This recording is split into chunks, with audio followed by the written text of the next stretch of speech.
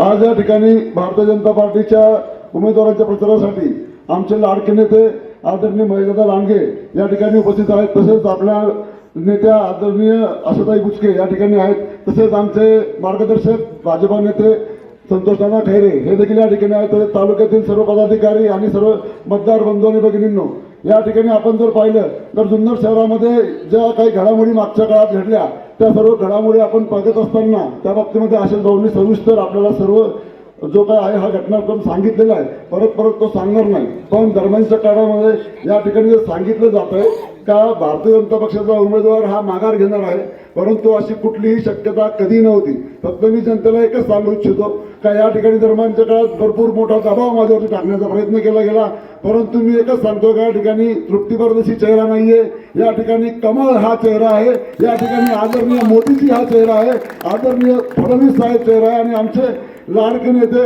महेशदादा लांडगे हे या ठिकाणी चेहरा आहे। त्यामुळे भाजपाचा उमेदवार ज्यावेळेस कमळाचं चिन्ह घेऊन या ठिकाणी मतपत्रिकेवरती येईल त्यावेळेस या ठिकाणी भाजपचा उमेदवार कधी माघार घेण्याची कुठलीही शक्यता कधी निर्माण होत नाही। या ठिकाणी फक्त एकच सांगेल का या ठिकाणी जुन्नरमध्ये पहिल्यांदा भाजप कमळाच्या चिन्हावर लढत आहे। त्यामुळे मी एकच शब्द या ठिकाणी सांगेल, मला आदरणीय आपले लाडके माजी पंतप्रधान अटल बिहारी वाजपेयी यांचे जे काही गीत आठवतात का सूरज निकलेगा अंधेरा छटेगा सूरज निकलेगा और कमल खिलेगा।